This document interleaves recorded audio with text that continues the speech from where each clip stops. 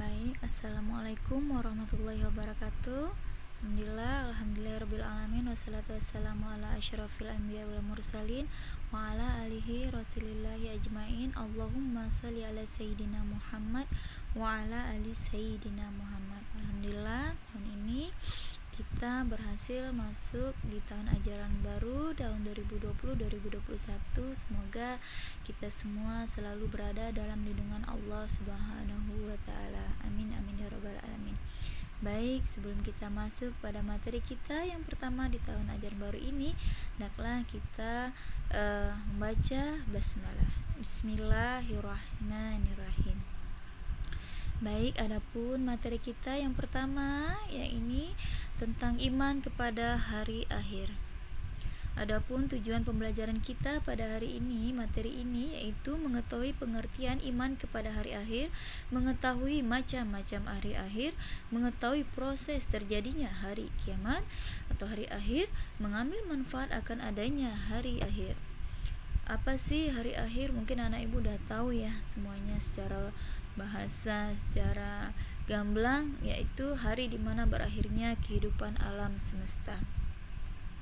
Menurut bahasa, iman adalah percaya atau meyakini, sedangkan hari akhir adalah di mana seluruh alam semesta akan hancur dan ketentuan itu sudah dirumuskan oleh Allah Subhanahu wa taala.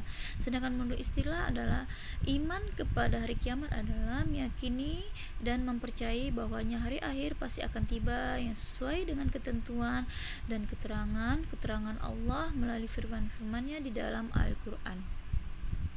Baik, kita bisa merumuskan pengertian iman kepada hari akhir yaitu mempercayai, meyakini bahwa kiamat pasti akan datang dan manusia akan dibangkitkan dari alam kubur serta akan dimintai pertanggungjawaban menuju alam yang sesungguhnya sesuai dengan amal perbuatan yang kita lakukan.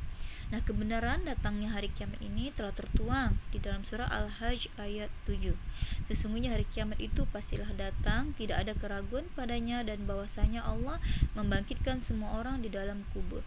Semua agama, bahkan ilmuwan ateis meyakini akan adanya kiamat. Yakni pernah di tahun 2012 ya, suku Maya meramalkan bahwa tanggal 21 bulan 12 2012, tanggal 2 bulan 12 2012 ya. Kemudian paranormal tanggal 19 tanggal 99 akan kiamat. Nah, benar nggak itu? Nah, ternyata sudah kita lewat ya tahun itu. Alhamdulillah tidak terjadi kiamat karena memang akan datangnya kiamat itu tidak ada yang tahu. Bahkan Rasulullah SAW pun tidak tahu, karena yang tahu datangnya kiamat itu hanyalah Allah Subhanahu wa taala. Kita diberitahu oleh Allah hanya melalui tanda-tandanya ya, yang kita kenal dengan istilah kiamat sugro maupun kiamat kubro.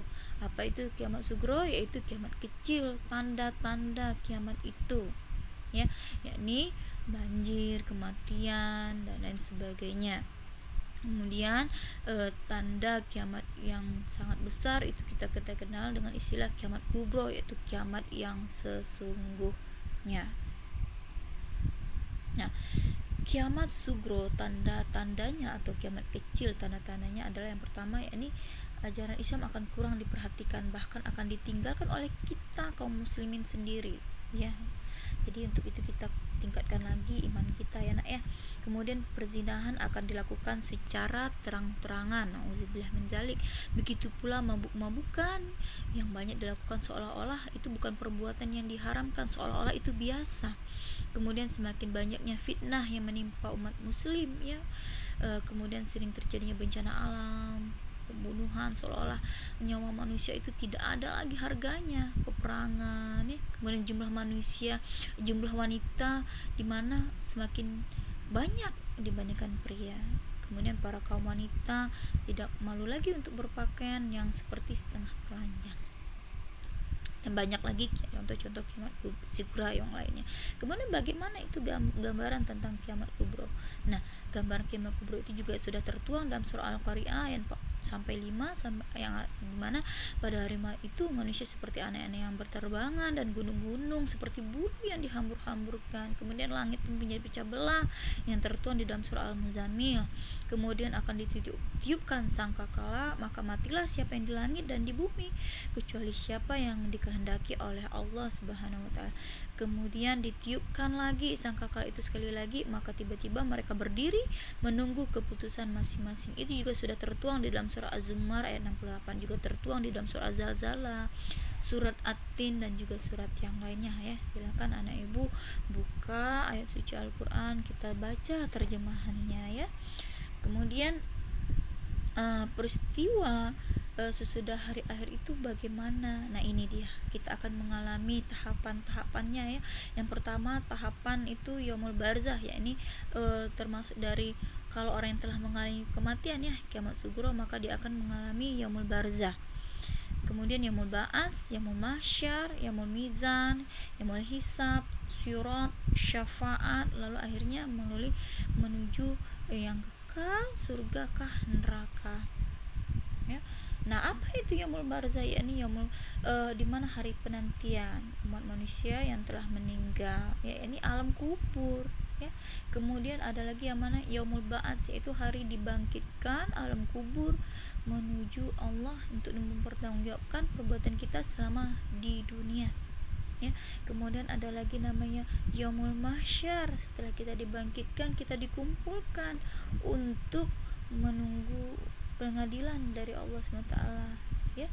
Kita ditimbang amal perbuatan kita ya, yaumul mizan ya.